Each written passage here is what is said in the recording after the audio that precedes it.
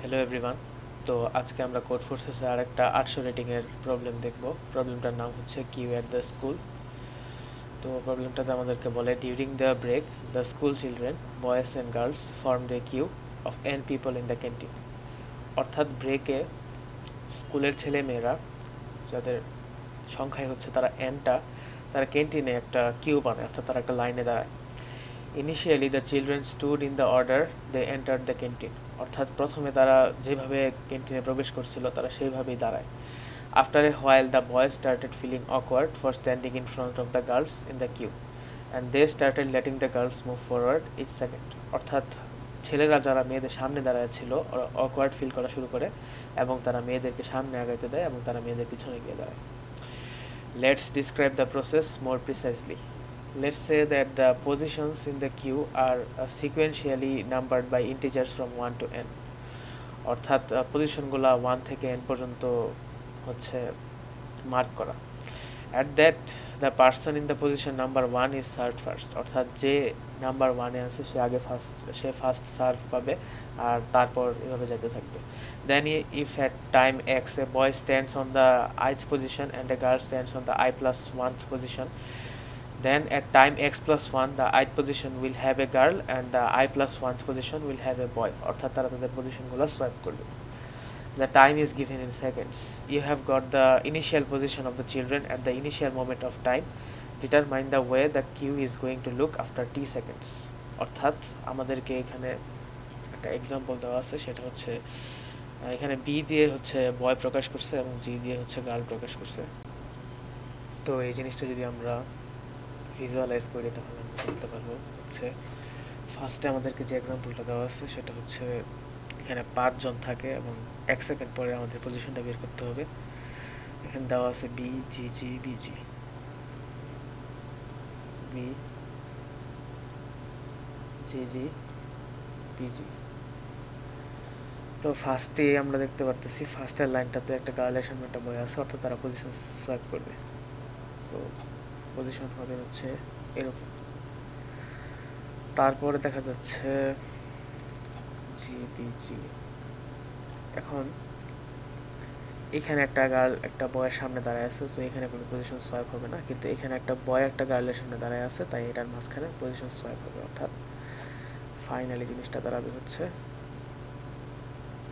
এবং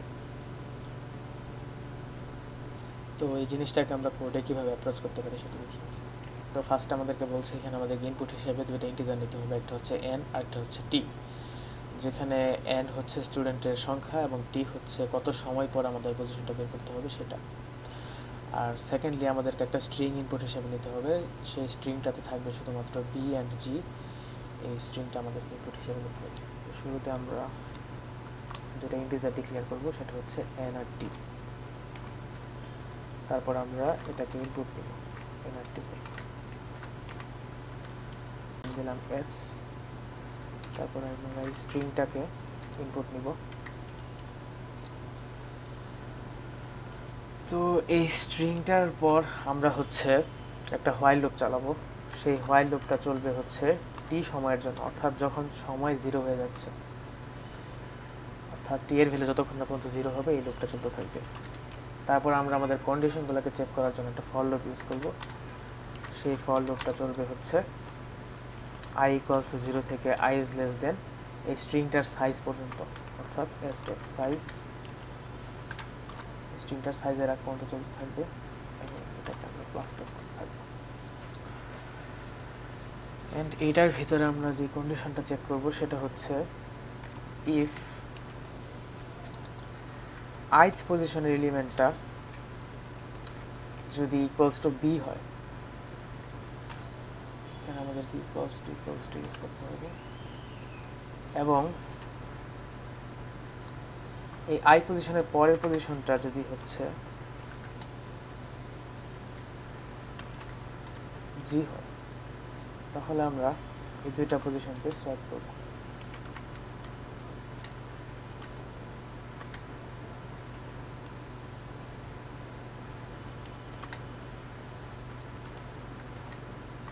এই দুইটা পজিশনকে আমরা সোয়াপ করব।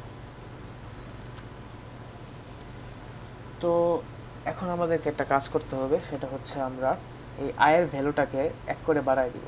কারণ হচ্ছে সে অলরেডি এখানে 2টা পজিশনকে সোয়াইপ করছে, তো তার এই সেকেন্ড পজিশনটাকে আর নতুন করে সোয়াইপ করা দরকার নেই। তো আমরা আয়ের ভ্যালুটাকে 1 বাড়ায় দিব, যাতে সে পরের পজিশনটার জন্য চেক করে, একটা পজিশন যাতে 2বার চেক না হয়ে যায়।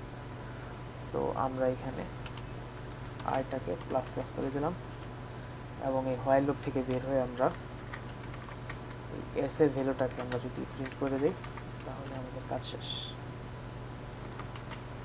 তো আমরা কোডটাকে রান করি। রান করার পর আমাদের ফার্স্টের পজিশনটার জন্য আমরা চেক করলাম, এখানে আমাদের জিবি জিজিবি আসার কথা, জিবি জিজিবি আসছে। তো আমরা আমাদের সেকেন্ড স্যাম্পলটা আমরা চেক করে দেখি। সেকেন্ড স্যাম্পলটা আমরা নিলাম, এই ক্ষেত্রে আমাদের জিজিবি জিবি আসার কথা, জিজিবি জিবি আসছে। তো থার্ড স্যাম্পলটার জন্য আমরা দেখি, থার্ড স্যাম্পলটার জন্য জিজিজিবি আসার কথা, জিজিজিবি আসছে। তো আমরা এটাকে যদি সাবমিট করি,